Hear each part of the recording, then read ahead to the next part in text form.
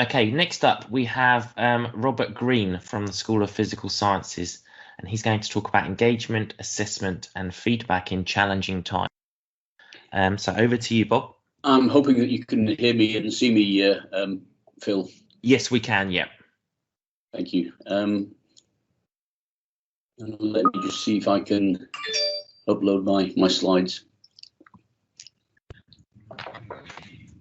Okay, just while they're loading, just a thanks for inviting me, Phil. Thanks all for inviting me to this. It's interesting, actually. I've too was teaching this morning, but in the short time that I've been in the meeting, I think I've written on my list. I've stolen about 6 ideas. So these will be, you'll see these reappearing very soon. I particularly like the notion of using video feedback and audio feedback rather than actually try to give very detailed feedback on pieces of work. I also think, just before the slides start, I think these, what I want to say is that these are just my ideas. They don't follow a massive strategic plan. They're ideas that I put together. What could I do? Like many of us, we were thinking, how could I make things go as smoothly as possible this year? I will say also that they won't work for all. They work for me, have worked for me, and clearly I think we've all wanted to try to do the very best we can for students. So these are my slides, and hopefully you can see those now. And I can see Nick and Phil's face on the screen, so I'm hoping that everything shows. And these are 2 guys who sort of keep me going with the IT. I'm really literally at the edge of my IT skills. So thanks, guys, for helping me through this. So you can see there's access to the slides on the left-hand side. You're very welcome. Anyone who wants these things, you're very welcome to take them. And again, they're not. It won't suit everyone. These are just my ideas. It's just the things that have worked for me in the past. They don't reflect university or divisional policy, and very clearly, it's not one size fits all. Personally, I do like the face-to-face teaching. I've not had too much interaction with the students, despite having to, trying to do more and more to engage with them. In fact, I've actually just come from a lesson when I've been staring at almost a blank screen for the last hour. So we'll continue to try. But the first thing is to start with, for me, was to start with this. Actually, to start with going through all of the materials and make sure that they're as accessible as I could possibly make them. It seemed to be it was time consuming. It took the majority of summer to actually do this, but to simplify the Moodle framework and what was very, very complex and had lots of sort of red speedometer markers at the side of them, to make those much more accessible. And I think when you actually do get student feedback saying, that's been really, really helpful, thank you, particularly, someone perhaps with an eyesight disability, it does make it all worthwhile to have actually taken that time to do that.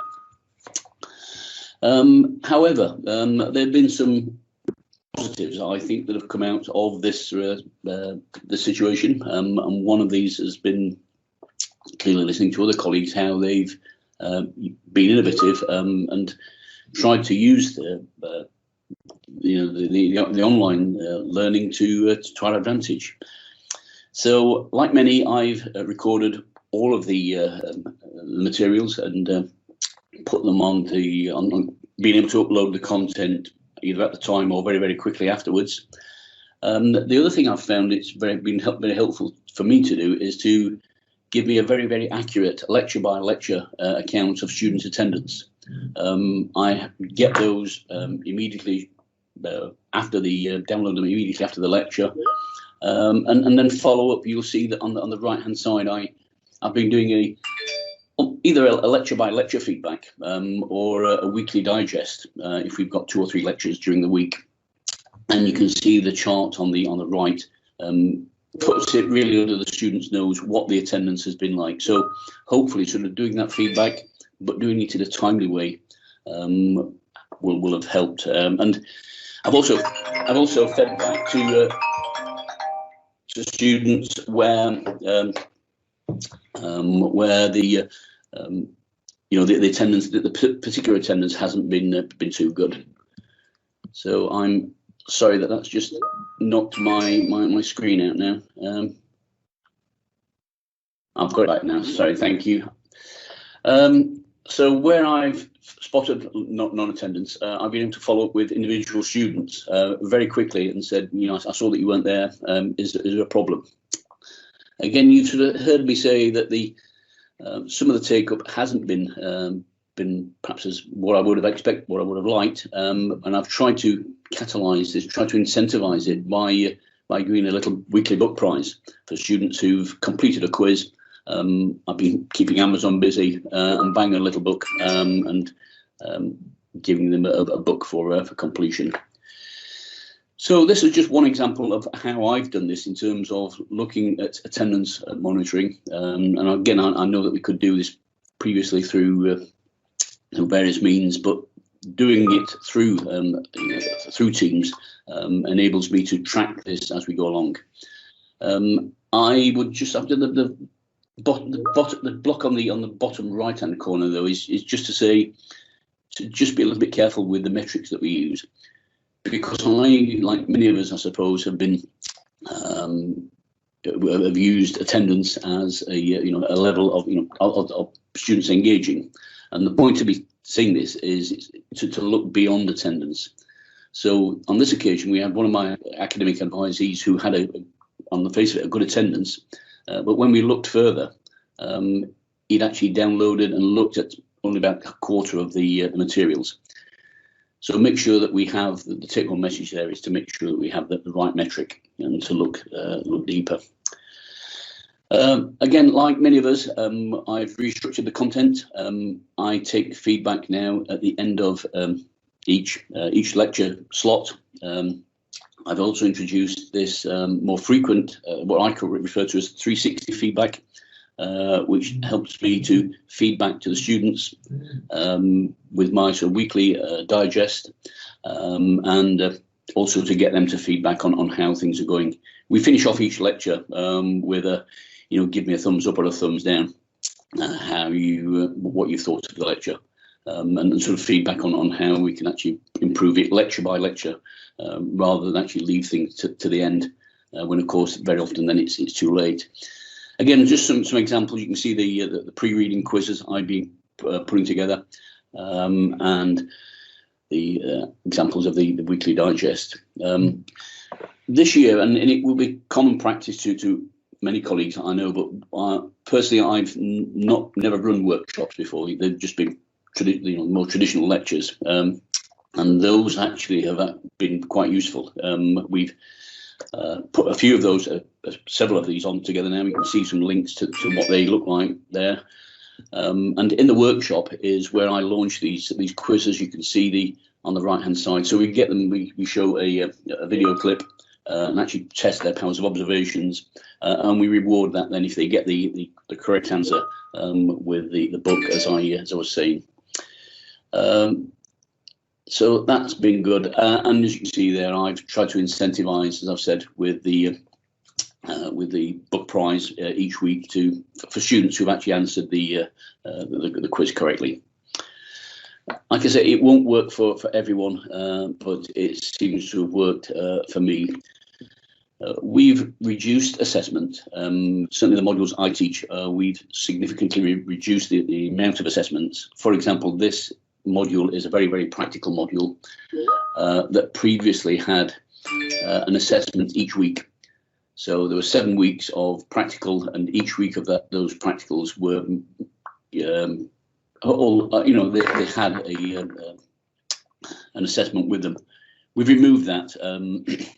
We've put in its place some Moodle assessment, which assesses the the talk content, and then got them to do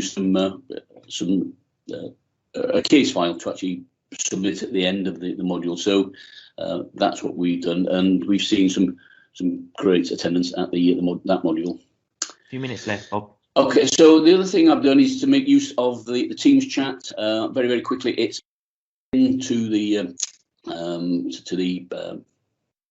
weekly digest, but where people actually write things in chat, I've downloaded those and put them together in a little digest.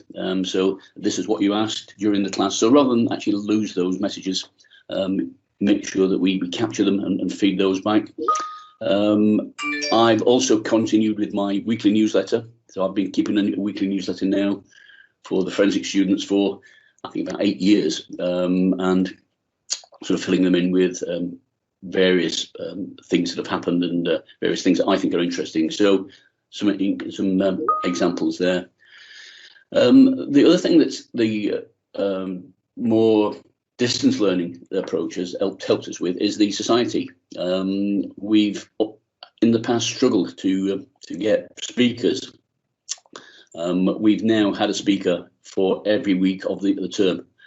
So I've been helping the students to get these speakers, and whereas we couldn't necessarily get them physically onto campus, they've been able to give us an input. So it's helped the society. And it's also helping us to take a little bit of stock to plan for what will happen when we come out of this.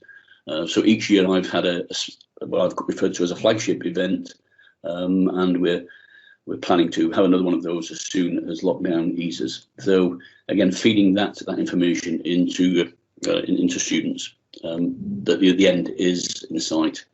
We use social media to pass messages around.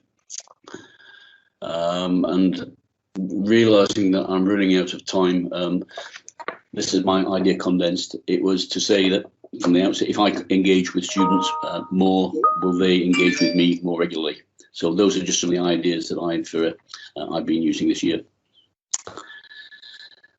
Back around on time, Phil. Perfect, thanks, Bob. Okay. And yeah, I think that's really interesting. I hope you don't mind me saying, Bob, but Bob wasn't actually sure that people would actually be interested in what he had to say today, because he wasn't using any kind of super technology or anything like that. But one thing I will say is that the engagement that Bob has had on his module has been fantastic, and I think it really goes to show that Bob's just been putting the work in. He's been communicating with his students, and downloading the chat and then putting that into a weekly digest kind of newsletter that he sends to the students, I think is fantastic, and it's gone down really well.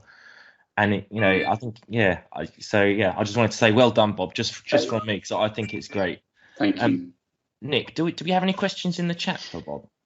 Yeah, there's quite a few, but just to sort of carry on from your newsletter, one of the questions is what sort of thing do you include in the weekly newsletter, and do you do different ones for different year groups, different courses, etc.? No, the weekly digest is by module. So that's effectively been weekly, or the more that the students put in the chat, the more that I'll actually put in the digest. What goes in the weekly newsletter? Well, we have long-standing items on employment. So these are the jobs that I've spotted during the week. We have things on, this is what's been in the news this week. So we have 10 or 11 news items. Most recently, we've been having the latest things with COVID. What are the latest information we've got from the university? The other thing that is a standing item in the newsletter is a piece I always do with the to promote the student union. So I put a standing item for Kent Union. This is what's happened. This is what's happening this week in Kent Union. Again, because I've realised that in the NSS, our scores in particular are pretty low in terms of satisfaction with the union. So I thought if we could actually promote this week on week and tell the students actually what the union are doing, So we do things like that. We always finish with a case study. So we have a case. We've done the case of Stephen Lawrence, but not just tell the story, and then have link it back to what we've actually been covering in the class. So yeah, that sounds those really are good. I also put a standing item or from the to promote the society. So the student society, say we've met every week apart from one, despite the problems we've faced. Yeah, oh, that's great. Thank you, Bob. Thank you. That's really interesting. Thank you very much. Thank you so much, Bob. Thank you. If you could stop presenting, that would be fantastic. Thank you.